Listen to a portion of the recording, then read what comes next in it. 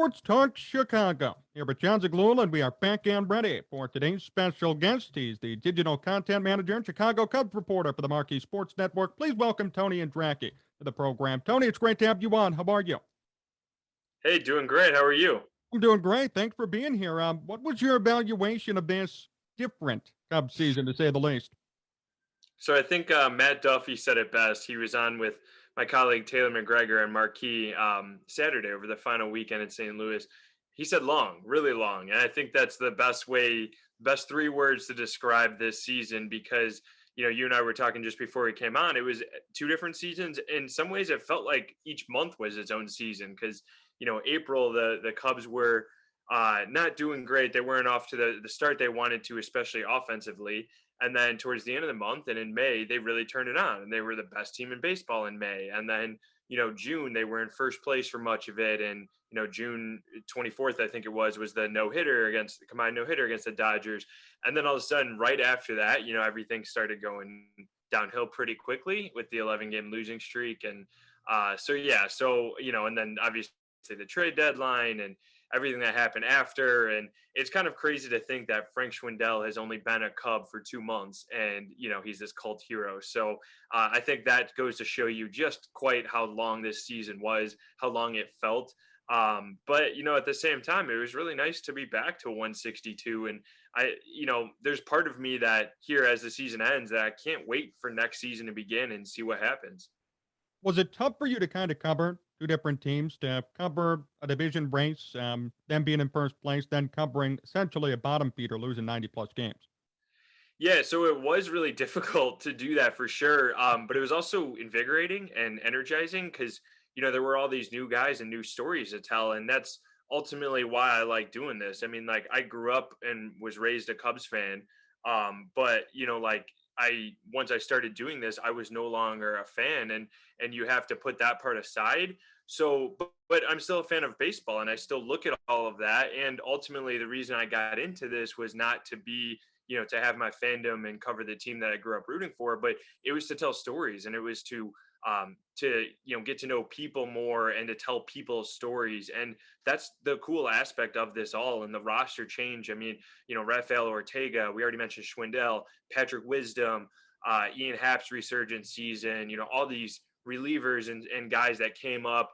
The Cubs used 69 players this year. So that's a lot of different individual stories to tell. And I just think that there were a lot of cool aspects of it. So yeah, it was definitely very weird, very different. I truly wasn't expecting all those guys to get traded. I was expecting a handful, not every single one of the guys. So it was very different, very unique. But it'll for sure be one of the most eventful seasons I've ever covered in my career. What was the top story or the most, your favorite story, the one that stood out the most that you told this year? So I think it was the Matt Duffy story, and I have another piece coming on Duffy, just his journey, what he's been through up until this year, and where he may potentially fit on this team. Excuse me, moving forward. But I think the Duffy was to me one of the most interesting storylines for the Cubs because I remember in spring training in Arizona, I'm watching him, and he got off to a slow start. He even said it himself in spring training. They were playing him at first a bunch, and he had never really played there and was struggling a bit. And you could kind of see the writing on the wall. Like, this is a high contact bat. He was the runner up to Rookie of the Year in 2015 to Kris Bryant. Like, there were some, he was an intriguing guy, but he just didn't play as well as he wanted to in spring training. Yet surprisingly, still made the opening day team. Didn't play as much at the start of the season. Then, right where we were talking about where the Cubs started to ascend offensively in April and May, well, it was Duffy in the lineup and Nico Horner and their high contact approach. And so, I think between that and then his 2 month back injury, and then the way he came back and was a leader to guys like Horner, to Adbert Alzolay, which you just don't often see a position player being a leader or having an impact on pitchers. So, that was a big factor. And then all the different positions he played, he ended the season on a 13 game hitting streak. He hit third, fourth, and fifth for much of the year. So I just thought he was a really intriguing guy and a really interesting guy to talk to. So, in some ways, I think that was probably the most interesting storyline with, Frank Schwindel and Patrick Wisdom, obviously, as, kind of like a 1A, 1B, 1C type of situation. Just what those guys were all able to do. Three guys who are not really a part of the picture at all at the beginning of the season, or even really in early May, all suddenly playing huge roles for the team down the stretch, and potentially carving out roles for themselves in the future. Were they the biggest surprises of the season, Schwindel and Wisdom? Yeah, so I would have to say Schwindel is for sure. I still remember the first time right after the trade deadline, I asked David Ross about Schwindel in Colorado, and it was Schwindel's first start. And I just asked for the scouting report, and Ross was kind of honest. He was like, I don't know much about him. I don't, I haven't seen him play much. And, the Cubs had just claimed him off waivers like 3 weeks before the deadline. And this was like 2 days after the deadline. So it was kind of funny, and I appreciated the honesty from Ross, because it was like, how often does a manager say that? At least he'd kind of list off the report, and he was basically like, I could do that, but I want to see him with my own eyes, let you know. So he did that. So it was kind of like the next day in Colorado, I didn't even say anything. Ross just saw me, looked, laughed, and was like, yeah, Schwindel had a pretty good game. And so he kind of went into it. So, I mean, yeah, to be completely honest, the Cubs are surprised. I think pretty much everybody but Schwindel is surprised at his impact, and everybody, the way that he was able to hit, like finishing the season hitting 326 with a 370 on base, 20 doubles, and I think it was 14 homers in a 2 month span. Like those are, MVP caliber numbers. And I don't know how sustainable it is moving forward. I can't guarantee he's a 326 hitter for the rest of his career, but he certainly looks like a guy who could maybe be 270, 280 with contact and some power, and the ability to hit against lefties particularly. So yeah, Schwindel was absolutely 1000% the biggest surprise in this team. Tony Andracki here on Sports Talk Chicago. Tony, what's your biggest takeaway from a season like this? That's a good question. I probably have to say just that, like, it was great to get back to 162 for a number of different reasons. Just me personally, like, to know that baseball is kind of healing, nature's healing kind of thing. Like we saw, unfortunately, COVID is still obviously a very big factor, and it was a factor for the Cubs down the stretch. But I, the fact that we were able to get to a normal season, the Cubs played 162. I think every other team in baseball also ended up playing 162 as well. Just to get to that point, to get to the normal situation back, I think that's really important. And like to hear Alec Mills talk about how this was the first full season he's had, to see guys like Nico Horner, Keegan Thompson, or Justin Steele, those guys, were either at the alternate site last year, or this was their first full big league season, just because of the way that the schedule has gone and coming up through the minor leagues and so on. So I think that's the main takeaway for a lot of these players moving forward too, is okay, you've done it before, now do it again next year. And I think there's that, and just the fact that, like, from a Cubs perspective, they learned a lot in these 162 games about Ross as a manager and how to build success. And I mean, if you look at the offensive numbers post trade deadline compared to the 4 months with core guys, like Rizzo and Javi and Bryant, even role players like Jake Marisnick or Jock Peterson, you lose all those guys, and somehow the offense was better for the final 2 months of the season in pretty much every category across the board, except maybe I think strikeouts were up slightly from where they were prior to the trade deadline.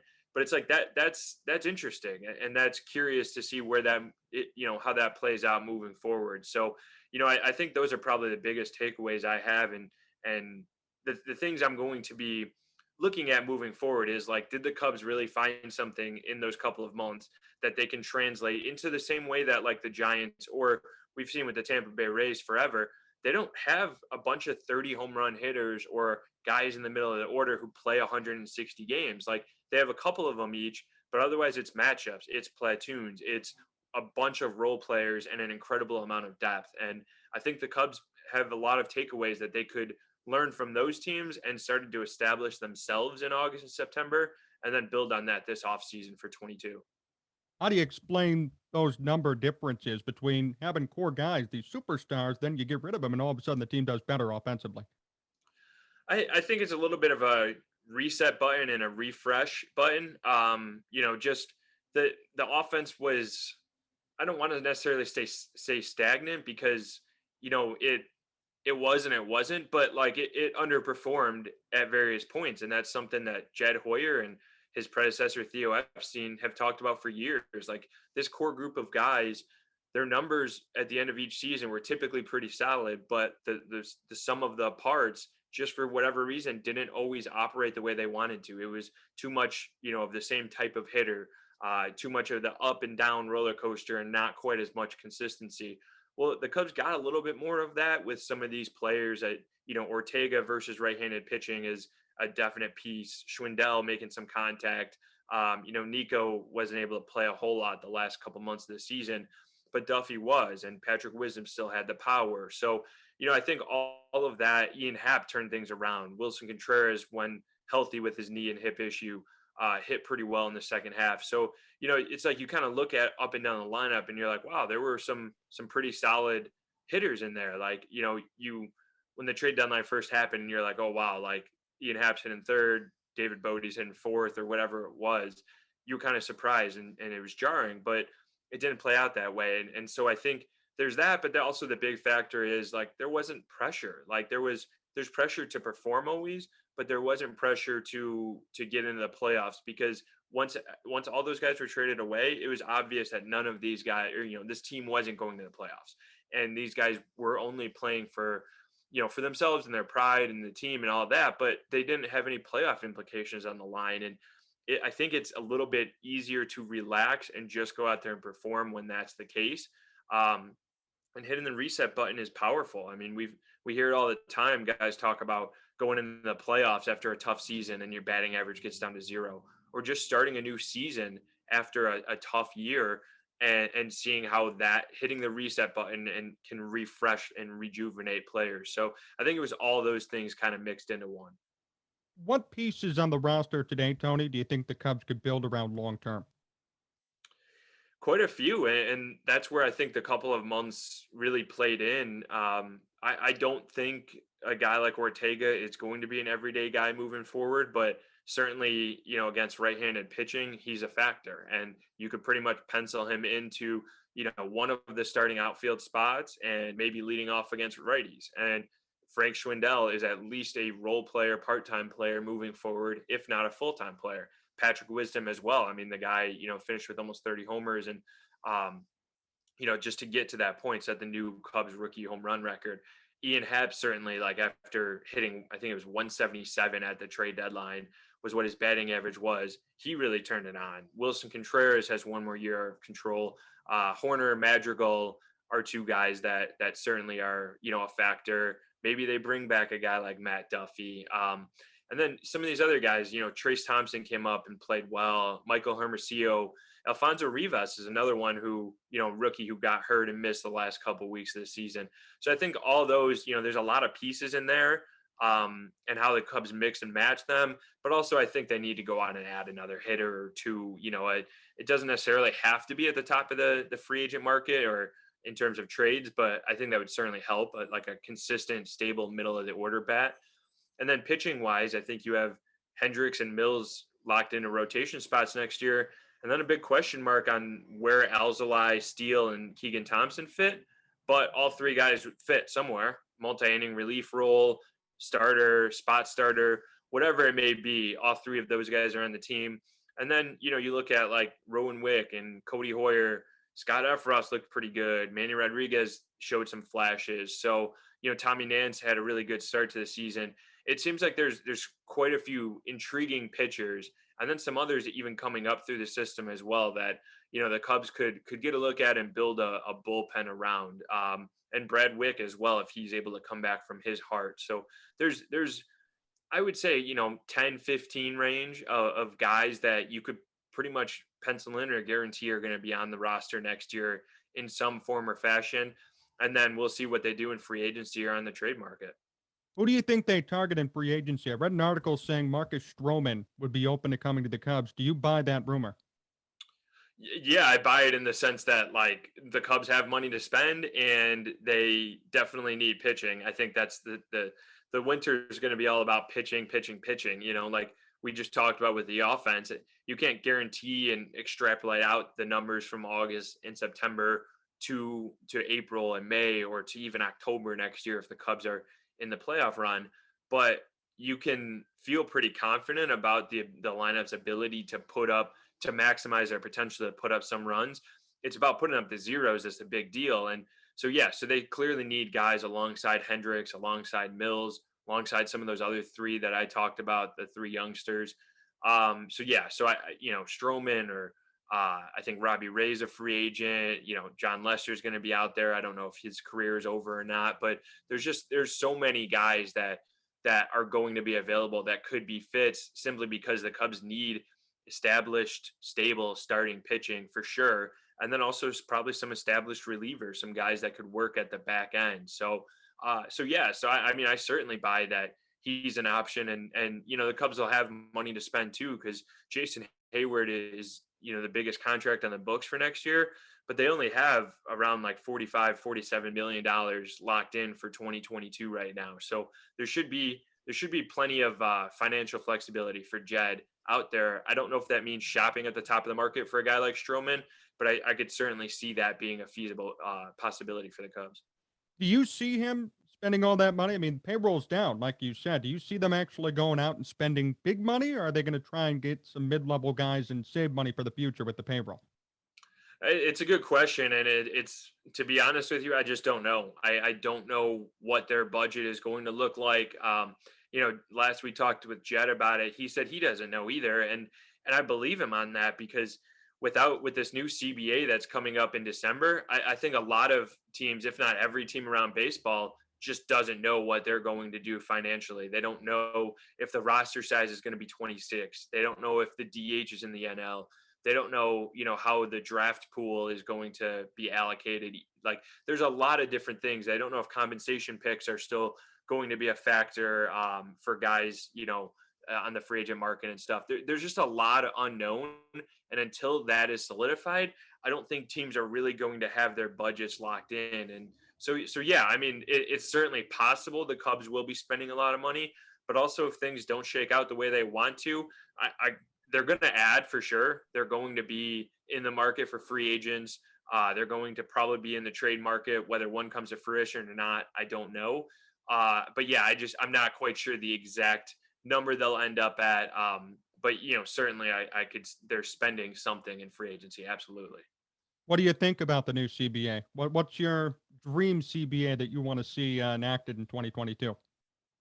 That's a good question. I think, DH in the National League for sure. I don't want to say a purist, but I liked the NL game. But then last year in 2020, I just thought that was a better product. Like to see the DH in the NL, and I always thought it was silly that the two leagues had completely different rules that changed the game in such a major way because we don't see that in the NBA. The Western Conference and Eastern Conference don't have different rules. We don't see that in hockey. We don't see that in the NFL.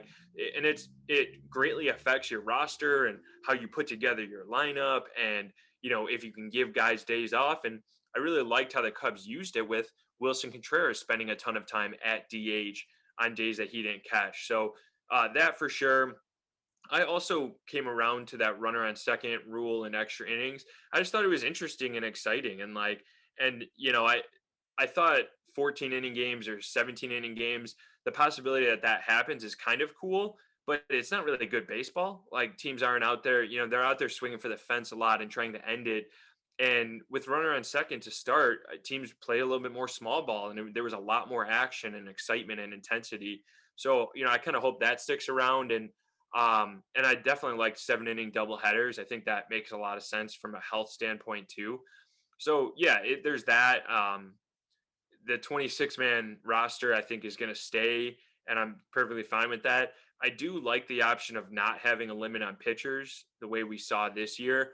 If it was supposed to be a limit of 13 pitchers on a 26-person roster, but that obviously kind of went away with like the pandemic and a lot of other concerns. So I think that, and then also playoff teams, and that goes back to what we were talking about with spending money and payroll. If you don't know where the playoff teams or how many playoff teams there are, if it's a 14 team bracket or a 10 team bracket like we see right now, like that affects things in a pretty big way as well. So I I don't know. I don't necessarily like the 14 team bracket for playoffs. But you know, I, it would be really interesting. Like the game 162 for base all around baseball was super exciting, and this whole last weekend was. If you add a couple more playoff spots to it, it's still going to be exciting. Like I don't buy that it's not going to be exciting because it's still will for those. But yeah, so I guess I'm just kind of undecided on that. Like I don't. It's always been really nice to have playoffs be like this hard to achieve goal in baseball, whereas in basketball or hockey, it's like half the teams make it. So that's always been nice. But I don't think I'd be super opposed to going to a 14 team playoff pool moving forward. Tony Andracki still here on Sports Talk Chicago. Tony, a few more questions before we finish up. First off, your favorite player the Cubs recently traded was who? That's got to be Javi Baez. I really just thoroughly enjoyed watching him play, talking to him, all the swag on the field and the crazy El Mago plays. I mean, that play that he had in Pittsburgh in, I think it was in May, where he just completely broke the brain of Will Craig at first base, the Pirates first baseman. And just in general, a bunch of players. I mean, like he even, that moment where he was like jumping up yelling safe, like he even lost his mind a little bit in that process and was like, oh crap, I gotta go run to first base. So like it was funny, and there were always moments like you just never knew what was going to happen with Javi. You never knew if he was going to have a 5 strikeout game and the next day hit 4 home runs. Like that was all completely possible. Or not even foul tip a ball in his first 4 plate appearances, 5th time come up and hit one onto Waveland. Like there, or just the way they utilized him defensively and the way he played defense, all the different plays, base running, just all around the board.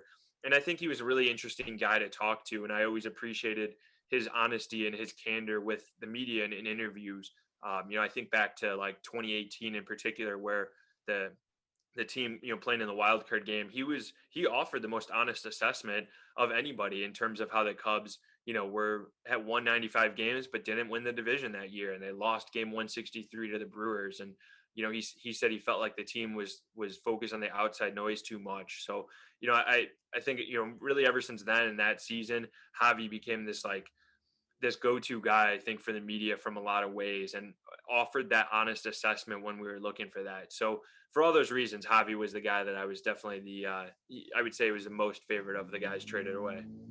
Tony, before we finish up today, last question. Who are you rooting for in the postseason this year? Well, that's tough. I was definitely rooting for the Blue Jays and Mariners, and neither of them ended up making it.